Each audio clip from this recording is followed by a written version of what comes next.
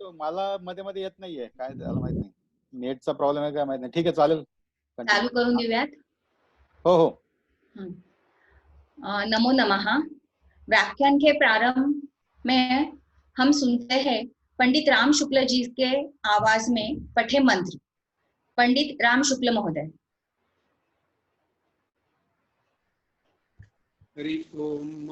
आनो भद्राः क्रतवोचन्तु पिष्वतो दभासो अपरिभास उदवेदाः देवानुरक्षितारो दिवे दिवे देवानां भद्रासु मतर्वेचूयतान् देवानां पुरातिरभिनो निवर्तताम् देवानाग्निसख्यमुपसेधिमात्वयं देवान आयुः प्रतिरन्तु जीवसे तान् पूर्वयान् निविदाहुमहे वयम् अगं मित्रामदितिं दक्षमस्तिधम्म अर्जमाणं वरुणक्कु सोममश्विना सरस्वती नः सुभगामयस्करत तन्नो पातो मायो पुप्पातु भेखजन् तन्माता तत्पिता द्यौः तद्ग्रावाणः सोमसुतो मायो भुवस्तश्विना श्रेणुतं दक्षिण्याच्युवम् तमीशानं जगतस्तस्तु कदपातिं धियां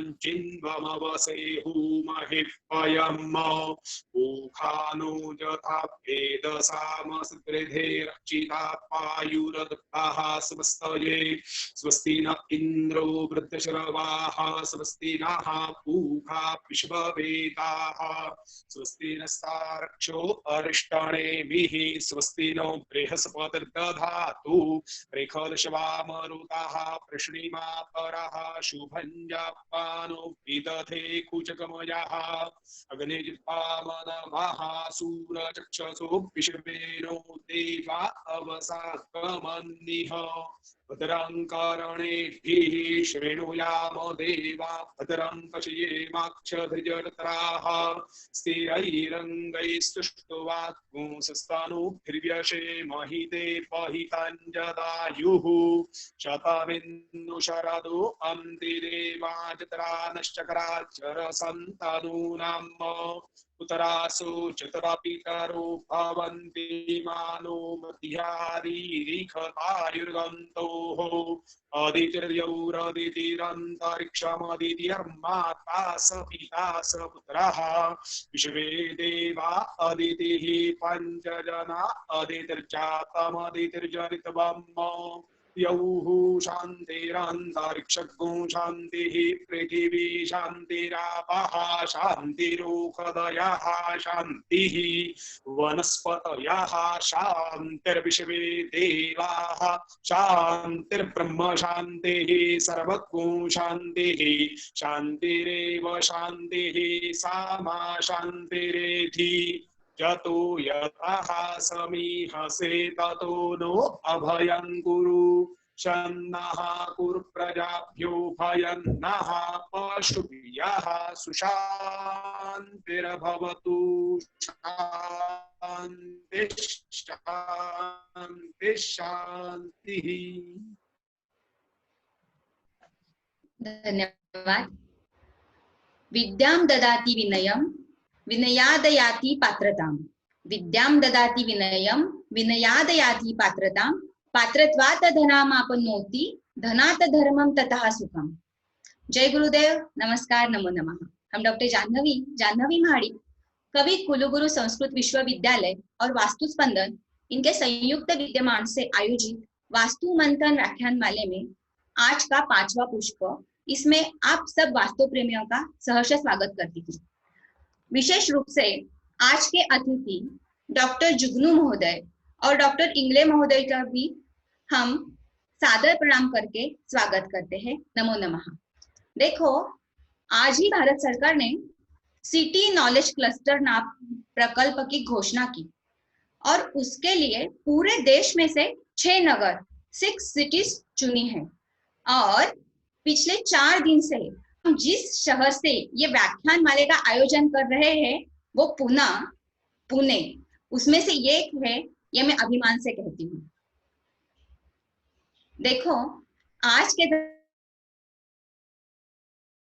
जमाने में आज की युवा पीढ़ी होम हवन पूजा अर्चा इन सबको बहुत ही चिकित्सक तरीके से देख रही है।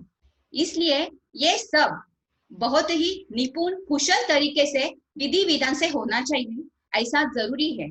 और यही जिम्मेदारी पूरी तरह से निभाने वाले डॉक्टर उदय कुलकर्णी जी आज हमारे सामने उनका वास्तु विधि विषय लेके आ रहे हैं पहले व्याख्यान के स्वरूप में। डॉक्टर उदय कुलकर्णी जी।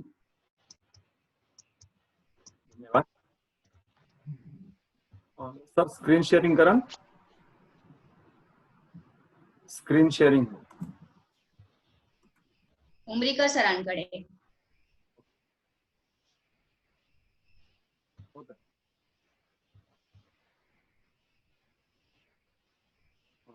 स्क्रीन माझी दिसते।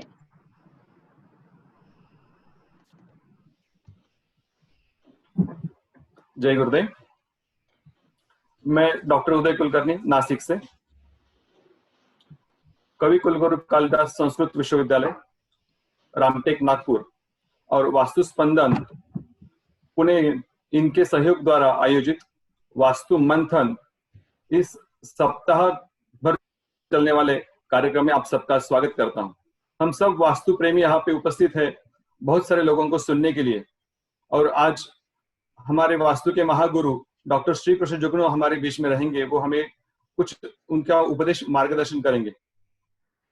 मेरे वास्तु के सबसे पहले गुरु डॉक्टर मगिरवार सर हमेशा कहते हैं जो जे वांछिल तो ते लाहो, यानी जिसकी जो इच्छा है वो उसको मिले। 2 दिन पहले हमने इच्छा व्यक्त की थी कि हमें जुगनू सर का भी व्याख्यान सुनने को मिले। और आज देखिए श्री कृष्ण जुगनू रोहिणी नक्षत्र पे हमारे बीच में रहेंगे। आज का नक्षत्र भी रोहिणी है, जो भगवान श्री कृष्ण का जन्म नक्षत्र माना जाता है। और आज जुगनू जी के हम शब्द सुनेंगे। मैं गुरु जी मगिरवार सर और जुगनू जी के अनुज्ञा से आपके सामने 2 शब्द बोलने का प्रयास कर रहा हूं। वास्तु विशारद ये जो शब्द है, ये हम वास्तु सीखने के बाद हमें उपाधि प्राप्त होती है, लेकिन वास्तु सीखते समय हमें कुछ विधियों का भी ध्यान रखना जरूरी है। वास्तु में बहुत सारी विधियां कही गई है जो हमें आवश्यक है जानने के लिए। ये क्यों जानने की जरूरत है? तो सबसे पहले तो वास्तु जो है वो वास्तु की उत्पत्ति कहाँ से होती है हम वहां से देखेंगे। लेकिन जब हम किसी क्लाइंट या यजमान के घर जब वास्तु देखने के लिए जाते हैं या कोई हमें प्लान दिखाता है, तो उसके मन में एक चिकित्सा होती है कि वास्तु पुरुष क्या है, क्यों है। तो हमें सबको वास्तु पुरुष की उत्पत्ति कथा तो मालूम होनी चाहिए। मत्स्य पुराण में वास्तु पुरुष की उत्पत्ति कथा है, विश्वकर्मा प्रकाश में भी है। बहुत सारे ग्रंथों में वास्तु पुरुष की उत्पत्ति की कथा आई हुई है जो हमें याद रखनी है और हम बता भी सकते हैं। लेकिन विश्वकर्मा प्रकाश वास्तु में कहते हैं, विश्वकर्मा जी कहते हैं तमे वास्तु पुरुषम ब्रह्मा समसृजत प्रभु, यानी ब्रह्मा ने वास्तु का सृजन किया। वो सृजन कब किया है? कृष्ण पक्ष तृतीयायाम मासी भाद्रपदे, तथा भाद्रपद मास के कृष्ण पक्ष की तृतीया में शनिवारे भवे जन्म नक्षत्र कृत्तिका सुच। शनिवार को जब कृत्तिका नक्षत्र था, योगस्तस्य व्यतिपातः करणम विष्टि सौज्ञकम, यानी वास्तु पुरुष के जन्म के समय व्यतिपात नाम का योग था और विष्टिकरण था। भाद्रपद मास में तृतीया तिथि कृष्ण तृतीया शनिवार, व्यतिपात योग और विष्टिकरण के समय वास्तु पुरुष का जन्म हुआ है, ऐसे विश्वकर्मा प्रकाश में उल्लेख है। तो इस वास्तु पुरुष की जन्म की कथा, इस वास्तु में जो जो अनेक विधि होती है वो विधि हमें मालूम होनी चाहिए। हम वास्तु में अगर किसी क्लाइंट को बताते हैं कि हम आजकल मैं देखता हूँ बहुत सारे लोग सिर्फ बोलते हैं रत्नदीप स्थापना करो, शंकु स्थापना करिए, वास्तु शांति करिए, हो जाएगा। लेकिन इससे भी बहुत सारी इंपॉर्टेंट विधियां हैं जो विधियां हमें जानने जरूरी है, जो वास्तु भूमि चयन से शुरुआत होती है। ये वास्तु पे पूजन हवन बलिदान क्यों करना चाहिए? मत्स्य पुराण में उल्लेख है, आहारो वैश्वदेवान्ते नूनमस्य भविष्यति वस्तुपशमनो यज्ञस्तवाहारो भविष्यति यज्ञोत्तवातो च बलिस्तवाहारो भविष्यति वास्तु पूजां कुर्वांस्तवाहारो भविष्यति अज्ञानास्तु कृतो यशस्तस्वाहारो भविष्यति एवं मुक्तस्ततो इष्टस्य वास्तुरबद्धता वास्तु यज्ञ स्मृतस्तस्नास्ततः प्रभृति शांतये। यानी सबसे इंपॉर्टेंट, हम जो वैश्वदेव करते हैं उसमें जो आहार होता है वो वास्तु पुरुष को दिया जाएगा। अनेक प्रकार के यज्ञ करते समय जो बलि होगा वो वास्तु पुरुष को दिया जाएगा। ऐसे मत्स्य पुराण में उल्लेख है, जो वास्तु पूजा न करते हैं वो वास्तु पुरुष का आहार बनते हैं। इसलिए हमें वास्तु पूजा करना जरूरी है। कब से शुरुआत कही गई है? तो भूमि चयन के बाद, जब हम भूमि परीक्षण करेंगे, भूमि परीक्षण के बाद भूमि चयन करेंगे, तब से लेके गृह प्रवेश तक हमें वास्तु की पूजा अलग अलग स्टेप पे करनी है। इंपॉर्टेंट है कि वास्तु पूजा न करने वालों को वास्तु पुरुष का आहार होने के लिए कहा गया है। यानी जिस घर में वास्तु की पूजा नहीं होती है वहां पे निगेटिव एनर्जी होती है। हमारे भाषा में हम बोलते हैं कि वहां पे क्या होता है, तो निगेटिव एनर्जी। तो भूमि चयन अगर हमारे हाथ में नहीं है या हमारे पास जो भी लैंड अवेलेबल है, उस भूमि चयन करने के बाद सबसे इंपॉर्टेंट पार्ट है भूमि अधिग्रहण, यानी उस भूमि को ग्रहण करना, अधिग्रहित करना। तो वहां पे कहा गया है, सूत्रधार मंडन कहते हैं, सूत्रधार मंडन में उल्लेख है, परीक्षितायाम भूमि विघ्न राजम समर्चयेत चंडिकया समेतम क्षेत्राधिपम चाष्ट दिशादिनाथम सपुष्प धूपेर बलि भी सुखाय। यानी ये वास्तु पूजा का आरंभ में कब करना है, कैसे करना है? तो भूमि अधिग्रहण परीक्षितायाम, यानी जिस भूमि को परीक्षित हमने किया हुआ है उस भूमि पे हमें विघ्नराज यानी गणेश, समर्चयेत चंडिकया यानी चंडी यानी देवी के साथ हमें विघ्नराज गणेश और चंडिका का पूजन करना है। उसी के साथ कहा गया है क्षेत्राधिपम, यानी उस क्षेत्र के पालनकर्ता जो है, क्षेत्राधिप जिसे कहा जाता है, उस क्षेत्रपाल का पूजन। अष्ट दिशाधिनाथम यानी 8 दिशाओं के अधिनाथ, 8 दिशाओं के अधिनाथों उनके साथ उसका पूजन किया जाए। कैसे पूजन किया जाए? तो सपुष्प धूप पर बलि भी सुखाय, यानी उनको पुष्प धूप बलि दे के सुखी किया जाए। यानी सबसे पहले शुरुआत होती है भूमि अधिग्रहण के, उस समय हमें एक पूजा करनी होती है। अलग अलग पूजा के स्टेप्स हैं। दूसरी पूजा की स्टेप्स आती है शल्योद्धार में। शल्योद्धार हमें पता है, भूमि में अगर शल्य होता है तो वो वास्तु में निगेटिव एनर्जी क्रिएट करता है। तो उस भूमि के शल्य को दूर करना जरूरी है। अगर उस शल्य को हम दूर नहीं कर सकते हैं तो लेकिन कुछ विशेष सूक्त या मंत्र पठन करने से उनका दोष दूर करने का भी विधि विधान कहा गया है। इसका संदर्भ है शुक्ल यजुर्वेद में। शुक्ल यजुर्वेद में कुछ ऐसे मंत्र है जिस मंत्रों को पढ़ने के बाद उस वास्तु में, उस भूमि में अगर कुछ शल्य दोष है, उस शल्य दोषों का परिहार हो, ऐसे उस मंत्रों का अर्थ कहा गया है। उस मंत्रों का भी हमें पठन करना है। आप देख रहे हैं आगे है भूमि पूजन। सर आवाज येतोय ना बरोबर? येतोय। तो नेक्स्ट स्टेप बताया गया है भूमि पूजन। हमें सबसे इंपॉर्टेंट भूमि पूजन भी है। तो इस भूमि पूजन में क्या होता है? वास्तु विशारद होने के नाते हमें पता होना चाहिए कि इस भूमि में कौन सी देवता है, उनका पूजन किया जाता है। पंडित जी को बोला कि उनके साथ हमने यजमान को बिठा के भूमि पूजन करवा दिया, बस यही इतना ही नहीं है। तो उस भूमि पूजन के समय सबसे इंपॉर्टेंट है 3 देवताओं का पूजन किया जाता है, जिसमें है भूमि देवता, जिसके ऊपर हम भवन या जो भी कंस्ट्रक्शन करने वाले हैं, उसके साथ है कुर्म देवता और अनंत देवता। पौराणिक मान्यता ऐसी है कि कुर्म यानी कछुए ने और अनंत यानी नाग, इन देवताओं ने भूमि को आधार दिया है। पौराणिक मान्यता चलती आ रही है हमारे यहाँ पे। तो ये इन 3 देवताओं का पूजन भूमि पूजन में सबसे इंपॉर्टेंट है, भूमि, कुर्म और अनंत। और इसी के साथ साथ जो मकान या जो भवन या जो भी है वास्तु हम बनाने जा रहे हैं, वहां पे उसका स्थपति या उसके आर्किटेक्ट्स या जो भी उसके साथ काम करने वाले हैं, उनके पूजन के साथ साथ उनकी जो उपयुक्त उपकरण यानी जो भी सामग्री उनको उस निर्माण कार्य में लगने वाली है, उन सब सामग्रियों का भी पूजन करने के लिए कहा गया है। विश्वकर्मा, मयासुर, ऐसे बहुत सारे जो ऋषि हैं, आचार्य हैं हमारे, उनका स्मरण यहाँ पे किया जाना जरूरी है। तो भूमि पूजन एक स्टेप है जिसमें कहा जाता है भूमि, कुर्म और अनंत, 3 देवताओं का पूजन हो। फिर उसके बाद स्टेप आती है प्रथमिष्टिका यानी शिलान्यास। शिलान्यास करते समय हमें पता है 4 मुख्य दिशा, 4 उपदिशा और 1 ब्रह्मस्थान, ऐसे 9 दिशाएं होती हैं। तो 4 उपदिशाओं में और ब्रह्मस्थान में शिला रखने का विधान कहा गया है। 4 उपदिशाओं में जैसे आग्नेय में नंदा शिला कहा गई है, उसकी देवता है ब्रह्मा जी। नैऋत्य कोण में जो शिला रखी जाती है उसे भद्रा कहा जाता है, उसकी देवता है विष्णु। वायव्य कोण में जो शिला रखी जाती है उसे कहा जाता है जया और उसके देवता है रुद्र। ईशान कोण में जो शिला रखी जाती है उसकी देवता है ईश्वर, उसे नाम दिया गया है रिक्ता। और मध्य भाग में जो शिला रखी जाती है उसे कहा जाता है पूर्णा और उसकी देवता है सदाशिव। देखिए मध्य भाग में पूर्णा से ही पूर्ण होता है। ये 5 शिलाओं का स्थापन करने का विधान है। उसी के साथ साथ कई कई ग्रंथों में, अनेक ग्रंथों में 9 शिला भी स्थापन करने का उल्लेख मिलता है। तो जिस प्रांत में जो मान्यता होगी 5 शिला या 9 शिला इनका स्थापन करना चाहिए। तो ये शिला कैसी हो, तो ये शिला अखंड हो, वो किसी भी बाहरी वास्तु से वो खराब ना हो, उस शिला का भी एक प्रमाण होता है, उस प्रमाण से ही वो शिला हो, उसके ऊपर अनेक विविध प्रकार के मांगलिक चिन्ह बनाए गए हो, ऐसी शिला पूजन करने के साथ हमें स्थापित करनी है। तो कहाँ रखनी है? दक्षिण पूर्व कोणे कृत्वा, ऐसा कहा गया, यानी दक्षिण और पूर्व यानी अग्नेय कोण से स्टार्ट करके वो क्रमशः अग्नेय, नैऋत्य, वायव्य, ईशान और मध्य भाग में स्थापित करनी चाहिए।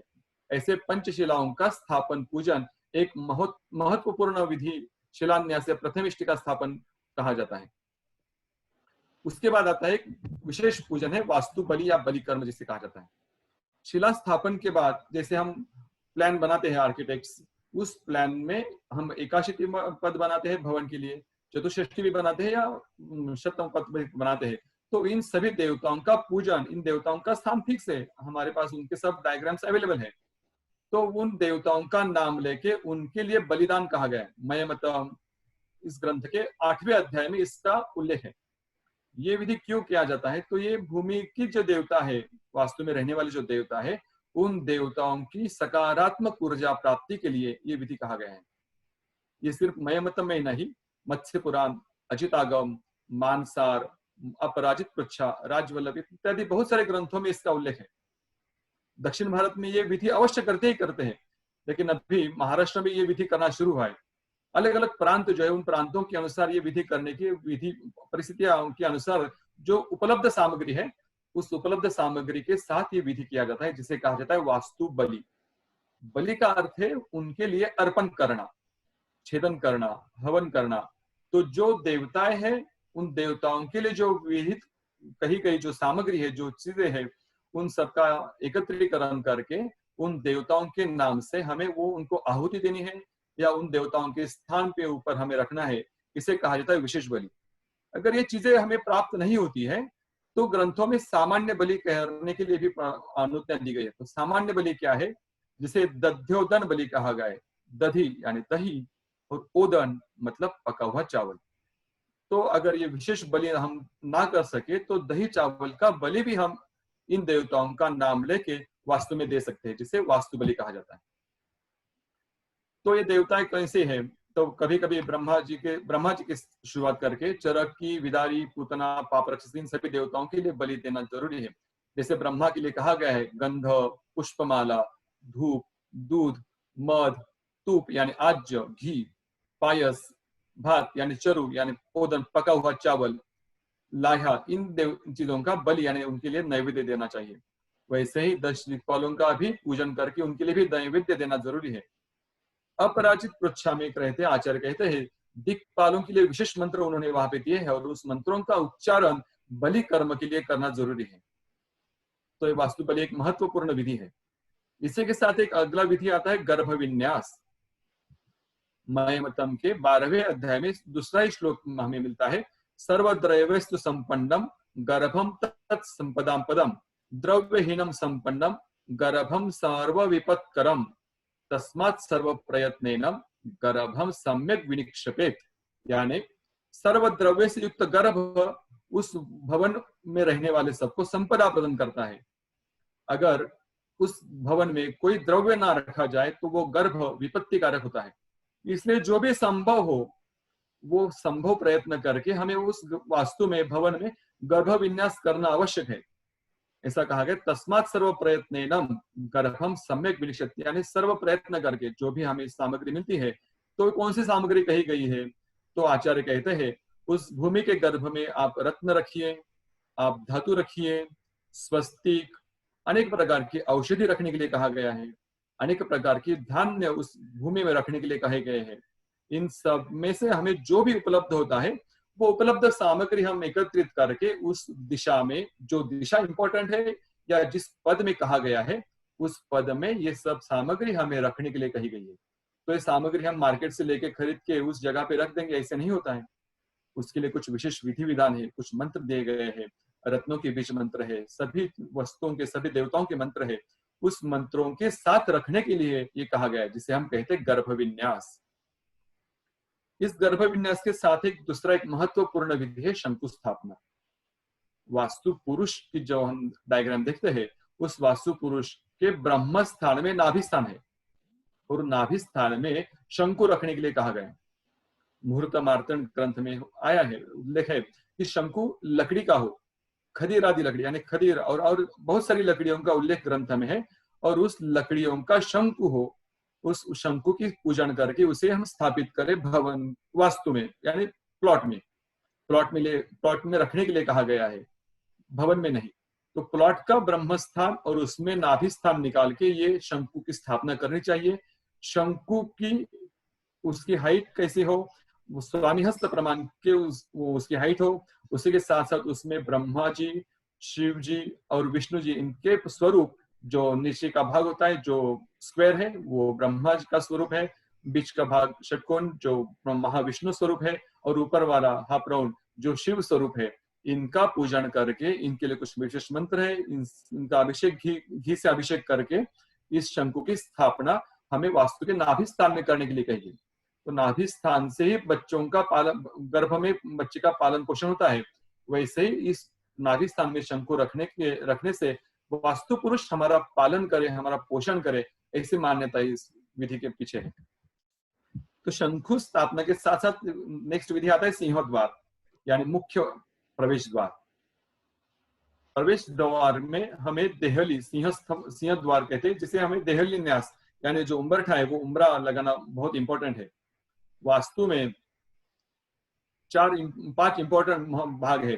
पंचांग कर्म कहा गया। पंचांग यानी 5 इंपॉर्टेंट पार्ट्स होते हैं, जिसमें है 4 शिला, यानी 4 कोण की शिला, 4 पिलर्स, और 5वां होता है मुख्य प्रवेश द्वार।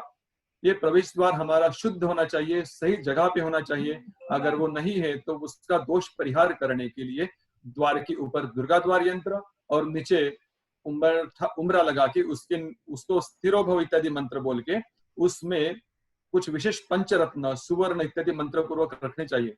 और ऐसा कहा गया है ग्रंथों में, ऊर्ध्वम गणपतये नमः, यानी उस द्वार के ऊपर गणेश जी की प्रतिमा अवश्य स्थापित करे। बहुत से प्रांतों में मान्यता है कि गणेश जी की प्रतिमा बाहर, दरवाजे के बाहर नहीं लगाते, लेकिन शास्त्र में कहा गया है ऊर्ध्वम गणपतये नमः। तो गणेश जी की प्रतिमा अवश्य उस द्वार के ऊपर दुर्गा द्वार यंत्र के साथ लगानी जरूरी है। सबसे इंपॉर्टेंट पॉइंट है गृह प्रवेश। वास्तु में जो मुहूर्त शास्त्र है, मुहूर्त शास्त्र के अनुसार मुहूर्त देख के, मुहूर्त का चयन करने के ऊपर ही उपरांत ही उस मुहूर्त में गृह प्रवेश होना चाहिए। लेकिन कभी कभी आजकल बहुत सारी परिस्थितियां बदल गई है। गृह प्रवेश वास्तु भवन बना रेडी होता है, लेकिन आगे मुहूर्त नहीं होते हैं। तो इस समय क्या करें? तो पंचांगों में विधान दिया गया है नूतन गृह प्रवेश, दाते पंचांग में उल्लेख है नूतन गृह प्रवेश। ऐसे वो विधि से हम गृह प्रवेश के मुहूर्त देख के, उस छोटा सा विधि है, उस विधि से हम गृह प्रवेश कर सकते हैं। फिर आगे जब भी वास्तु शांति का मुहूर्त हो, उस समय हम वास्तु शांति यानी हाउस वार्मिंग की पूजा करते हैं। लेकिन जब ये गृह प्रवेश करते हैं, उस समय विशेष पूजन किया जाता है चुल्ली का। चुल्ली यानी गैस, महानस जिसे कहा जाता है। जैसे परसों के लेक्चर में संतोष जी ने कहा था, मुहूर्त देख के ही उस गैस का, उस शेगड़ी का हमें स्वीकार या उसको खरीदना चाहिए। तो उसका पूजन भी मुहूर्त के ऊपर ही होना चाहिए, और उसके लिए मंत्र भी दिया गया है, ओम महानस इति ख्यातो देव यज्ञादि सिद्धिकृत अन्नादि साधनम स्थानम धर्म मूलम शुभ प्रदम। यानी हमें घर में सबसे इंपॉर्टेंट जो अन्न है वो अन्न देने वाले हैं महानस। आपका पूजन आप करते हैं, आप शुभप्रद रहिए, हमें आशीर्वाद दीजिए। इस मंत्र से हम उस चुल्ली का यानी महानस गैस का पूजन करते हैं। आजकल चुल्ली किसी बहुत सारे कम हो गई है, लेकिन गैस को हम आधुनिक चुल्ली मानते हैं। और सबसे इंपॉर्टेंट विधि कहा गया है वास्तु शांति यानी हाउस वार्मिंग। ये वास्तु शांति कब करें? भवन निर्माण होने के बाद वास्तु शांति करनी चाहिए। लेकिन विश्वकर्मा प्रकाश में आचार्य कहते हैं मुख्य द्वार की चौखट बनाते समय हमें वास्तु शांति करनी चाहिए। 3 प्रकार के गृह प्रवेश कहे गए, एक अपूर्व, एक सपूर्व और द्वंद्वाभय। इनका उल्लेख ग्रंथों में है, जानकार वहां पे देख सकते हैं। इस दिन प्रवेश करते समय वास्तु शांति करनी चाहिए। प्रत्येक वर्ष यानी हर साल वास्तु शांति करना जरूरी है। घर में जब भी यज्ञयाग हो उस समय वास्तु शांति की पूजा करनी जरूरी है।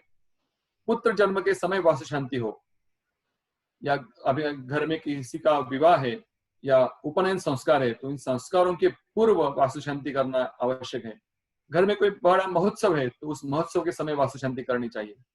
अगर घर का रिनोवेशन हुआ है, जीर्णोद्धार यानी हम कभी रिनोवेशन करते हैं तो उस रिनोवेशन के बाद भी हमें वास्तु शांति करनी है। नया धान्य जब हम घर में एक साथ संग्रह करते हैं उस धान्य का संग्रह करते समय भी वास्तु शांति करना इंपॉर्टेंट है। वैसे कहा गया है, नूतन शहर, नगर, किला, बंदर, महल या कोई जलाशय हम बनाते हैं, बगीचा बनाते हैं या कोई कुआ बावड़ी बनाते हैं, उस समय भी उसके आरंभ में भी वास्तु पूजन करना इंपॉर्टेंट है। तो इंपॉर्टेंट 10 पॉइंट्स विश्वकर्मा जी कहते हैं कि इस समय पे वास्तु पूजन होना ही चाहिए। वैसे आगे कहा जाता है कि वास्तु दोष के जो लक्षण है, यह भी विश्वकर्मा जी कहते हैं आप ग्रंथ विश्वकर्मा प्रकाश में, इन दोषों के कारण अगर वास्तु में कोई दोष होता है तो उन दोषों के परिहार करने के लिए भी वास्तु शांति करना इंपॉर्टेंट है। इसे 12 प्रकार के दोष वास्तु ग्रंथों में दिए गए हैं, जिनके कारण अगर वास्तु दूषित होती है तो उस दूषित वास्तु का दोष परिहार करने के लिए वास्तु शांति इंपॉर्टेंट है। ये मैं पढ़ के नहीं बताऊंगा, आप सबको इसकी पीपीटी या पीडीएफ मिल जाएगी, आप उसमें देख लीजिए, या विश्वकर्मा प्रकाश ग्रंथ जो है उसमें सब दिया गया है। तो वास्तु शांति कब करते हैं तो हमने देख लिया। तो वास्तु शांति में बहुत सारी क्रियाएं, उपांग है, वो भी किए जाते हैं। तो सबसे इंपॉर्टेंट है, कुछ बहुत सारे इंपॉर्टेंट है, लेकिन जो सबसे इंपॉर्टेंट है उनका मैं यहाँ पे उल्लेख कर रहा हूँ। तो उसमें एक है शाला कर्म। पारस्पर गृह सूत्र जो ग्रंथ है उसमें कहा गया है, जो भवन के जो 4 स्तंभ है, जो भवन का आधार है, उनका पूजन करना इंपॉर्टेंट है। गृह सूत्र में इसके बहुत सारे मंत्र है और उनका भावार्थ अगर हम देखते हैं तो बहुत ही सुंदर है। इस शाला का उद्देश्य क्या है, शाला क्यों रखे, ये शाला से हमारे घर में क्या क्या प्राप्त हो, ये भी बहुत सारी सुंदर उदाहरण से वहां पे समझा गया है। तो पारस्पर गृह सूत्र में के अनुसार हमें शाला कर्म एक करना इंपॉर्टेंट है। उसके साथ हम करते हैं रेखा कर्म, यानी जैसे हम वास्तु पुरुष का एकाशिति वास्तु मंडल जो हमने देखा है उसमें वास्तु पुरुष की जो आकृति बनाई गई है उसमें 10 स्ट्रेट लाइन जो कॉलम की जैसे स्ट्रेट है तो 2 आड़ी रेखा जो बनाई जाती है, इनसे 81 डिविजन्स बना जाता है। तो इसका भी मंत्र ग्रंथों में है, उसके नाम है शांता यशोवती कांता विशाला प्राणवाहिनी सत्या सुमति नंदा च सुभद्रा सुरता तथा, और हिरण्या सुव्रता लक्ष्मी विभूति विमला प्रिया जया ज्वाला विशोका च ईड़ा ये तथा। ये 10 नाम जो है, इन नामों से हमारी जो शाखा रेखाएं बनती है उन रेखाओं का हमें पूजन करना चाहिए। तो रेखा कैसे कही जाती है, तो सुवर्ण शलाकायाम ऐसा कहा गया, यानी सुवर्ण शलाका से यानी सोने की तार से हम मंडल पे वो रेखा करते हैं और उन रेखाओं के नाम जो है उन देवियों का नाम से हमें रेखा का पूजन करना इंपॉर्टेंट है। उसके बाद का एक विधि है इंपॉर्टेंट, देवता स्थापन। वास्तु में जो 81 डिविजन है उसमें जो देवताएं हैं उनकी शुरुआत कहाँ से की जाए, इसमें मतांतर है। कोई ब्रह्मा जी से शुरू करके पूजन करता है, कोई शिखी पद जो है उससे शुरू करके वास्तुमंडल के देवताओं की पूजा करता है। अपने प्रांत में जो भी प्रथा चलती है उससे अनुसार हम पूजन करें। हमारे यहाँ हम पूजन करते हैं ब्रह्मा जी से शुरुआत करके, ब्रह्मणे नमः, अर्यमणे नमः, विवस्वते नमः, मित्राय नमः, पृथ्वीधराय नमः, ऐसे करके सभी देवताओं का हम उस स्थान के ऊपर, मंडल के ऊपर, वास्तु पुरुष मंडल जो बनाया जाता है उस मंडल में उन देवताओं का हम स्थापन पूजन करते हैं और इनके लिए जो विशेष पूजन कहा गया है इसका पूजन होता है। और इसी के साथ साथ उन्हें विशेष बलि भी दिया जाता है। जैसे मैंने लास्ट ईयर मेरे घर में वास्तु पूजा की थी, तो उस पूजा के समय जो भी देवताओं के लिए बलि जो ग्रंथों में दिया गया है वो सब सामग्री इकट्ठी करके, थोड़ा मुश्किल था लेकिन दोस्तों की सहायता से वो सब सामग्री मुझे अवेलेबल हुई और उस सामग्री का पूजन करके हमने उस देवताओं के लिए जो विशेष बलि दिया है तो वो भी हम विशेष पूजन यहाँ पे किया जाता है उन सभी देवताओं के लिए। और वहां पे एक इंपॉर्टेंट देवता कही जाती है वास्तु देवता। हम लोग देखते हैं कि सब सिर्फ वास्तु की देवता ही जो है, जो 45 देवता है उनका ही पूजन करते हैं, लेकिन सबसे इंपॉर्टेंट जो है ये वास्तु पुरुष है, उनके साथ साथ वास्तु पुरुष की भी पूजा की जाती है। तो वास्तु पुरुष की जो सुवर्ण प्रतिमा है, इस प्रतिमा का अग्नि तारनिक विधि है इस विधि के अनुसार पूजन करके पारस्कर गृह सूत्र में जो वास्तुस्पति सूक्त है, इस सूक्त से उस वास्तु पुरुष की प्रतिमा का अभिषेक करने के बाद उस वास्तु पुरुष की प्रतिमा का पूजन होता है और वास्तु पुरुष के लिए पायस बलि दिया जाता है। पायस बलि देने के बाद एक विशेष मंत्र है वास्तु पुरुष का, उससे उस वास्तु पुरुष को अर्घ्य अर्पण करते हैं। मंत्र देखिए, बहुत ही सुंदर अर्थ है इस मंत्र का। अयोने भगवन भर्ग ललाट स्वेद संभव, यानी वास्तु पुरुष की उत्पत्ति का यहाँ पे दिया गया है उल्लेख। अयोने यानी जो योनि से उत्पन्न नहीं हुआ है, तो इसकी उत्पत्ति कहाँ है? भगवन भर्ग, भगवन भर्ग यानी महादेव, ललाट स्वेद संभव, महादेव के ललाट से जो स्वेद यानी जो पसीना निकला, उस पसीने से इस अयोने वास्तु पुरुष का संभव हुआ है। तो ये वास्तु पुरुष गृहानर्घ्यम मया दत्तम वास्तु स्वामी नमस्ते, यानी वास्तु पुरुष हम आपको अर्घ्य अर्पण करते हैं, हे वास्तु स्वामी आपको बारंबार प्रणाम है। बहुत ही सुंदर मंत्र है ये। इस मंत्र से हम वास्तु पुरुष का पूजन करते हैं, उसको अर्घ्य अर्पण किया जाता है। और जैसे हमें पता है अनेक प्रकार के देवताओं की नामावली है, विष्णु सहस्त्र नाम है, ललिता त्रिपुर सुंदरी की सहस्त्र नामावली है, वैसे ही यहाँ पे मैंने दिया है वास्तु पुरुष की नामावली। यहाँ पे 54 नेम से वास्तु पुरुष के, जो वास्तु पुरुष के विविध प्रकार के क्रियाओं का उल्लेख करते हैं। वांछितार्थ प्रदाय नमः, यानी जिसको जो वांछित यानी जो इच्छा है वो प्रदान करने वाले है वास्तु पुरुष, आपको प्रणाम। ऐसे ही वास्तु पुरुष की 54 नामावली यहाँ पे है। इस नामावली से वास्तु पुरुष का अर्चन पूजन करना इंपॉर्टेंट है। आगे ध्रुव देवता, जैसे वास्तु पूजन होता है वैसे ध्रुव देवता की पूजन इंपॉर्टेंट है। जो ध्रुव तारा जो स्थिर है, वैसे हमारा घर स्थिर हो, इसलिए यजुर्वेद में शुक्ल यजुर्वेद में जो ध्रुवासी मंत्र है, उस मंत्र से इस ध्रुव देवता का पूजन करते हैं। उसी के साथ साथ वास्तु शांति जो गृह प्रवेश अंगभूत है, यानी उस समय हमें इंपॉर्टेंट है गृह प्रवेश करना। तो इस समय मुख्य प्रवेश द्वार जो होता है उसका पूजन करते हैं। और वहां पे जो देवता है, देवराज इंद्र है, महालक्ष्मी है, आदि देवताओं का पूजन करके उनको प्रार्थना करते हैं कि हमें हमारा रक्षण करिए, इस घर में हम प्रवेश कर रहे हैं, आप हमारा रक्षण करें। और उनकी प्रार्थना करके पंडित जैसे ब्राह्मण विप्र वर्ण से अनुज्ञा लेके हम गृह प्रवेश करते हैं। आगे एक विशेष विधि कहा जाता है वास्तु प्रतिमा निक्षेप। जैसे वास्तु पुरुष की जो प्रतिमा है, हमने देखा है वास्तु पुरुष कैसा है, तो उसका मुंह नीचे है और उसकी पीठ ऊपर है। तो इस वास्तु प्रतिमा का हमें निक्षेप करना होता है। वो निक्षेप करने के लिए भी विधि कही गई है और उसका स्थान भी निश्चित किया गया है। अग्निकोण में या आकाश पद में इस वास्तु प्रतिमा का निक्षेप किया जाता है। कभी कभी ईशान्य कोण में भी करने की कहीं जगह पे उल्लेख किया गया है। बोले वास्तु प्रतिमा का हम निक्षेप घर के अग्नि कोण में, साउथ ईस्ट कॉर्नर में या आकाश पद में भी इसका निक्षेप करते हैं। तो वो वास्तु प्रतिमा निक्षेप करने के लिए सबसे इंपॉर्टेंट कहा गया है कि ताम्र कलश या मृत्तिका पेटी हो, यानी मिट्टी से बनी हुई पेटी में ही उसका निक्षेप होना चाहिए, ना कि किसी लकड़ी से बनी हुई पेटी में। तो उसके साथ साथ कुछ धान्य, पंचामृत, शैवाल, पंचरत्न, सुवर्ण, सर्वौषधि, दुर्वा यानी घास, एक छोटा सा विशेष प्रकार का घास होता है, दुर्वा जिसे कहा जाता है, दक्षिणा इत्यादि वस्तु रख के उस पेटी को बंद करके वास्तुस्पति मंत्र से, उस तिरोभव मंत्र से उस प्रतिमा को निक्षेप करनी चाहिए। और उस समय एक मंत्र कहा जाता है, विशेष मंत्र है, वास्तु पुरुष नमस्तेस्तु भूशय्याभिरत प्रभो, यानी वास्तु पुरुष आपको नमस्कार है, आप भूमि में शय्या करते हो, मद गृह धन धान्य आदि समृद्धि ने मेरे घर में धन धान्य की समृद्धि सदैव करे। ऐसी मंत्र से उस वास्तु पुरुष की प्रार्थना की जाती है। और यहाँ पे विशेष वास्तु पुरुष के लिए सार्वभौतिक बलिदान किया जाता है। जो हम ग्रंथों में देखते हैं वो उन देवताओं के लिए बलिदान है, लेकिन यहाँ पे वास्तु पुरुष इस देवता के लिए सार्वभौतिक बलिदान विशेष इंपॉर्टेंट है। फिर कुछ विशेष रक्षा प्रार्थना है। वास्तु पुरुष रक्षा प्रार्थना के बाद हम वृक्षारोपण भी करते हैं। जैसे वृक्ष छेदन हमने किया है, भवन बनाने के लिए हम कभी वृक्ष छेदन करते हैं, तो वृक्ष छेदन का परिहार करने के लिए योग्य मुहूर्त पे हमें वृक्षारोपण भी करने के लिए ऋषियों ने आज्ञा दी है, वृक्षारोपण करते हैं। इस वृक्षारोपण के साथ साथ आगे सबसे इंपॉर्टेंट जो मेरा फाइंडिंग है, मैं मानता हूं कि वास्तु द्वादशी होनी चाहिए।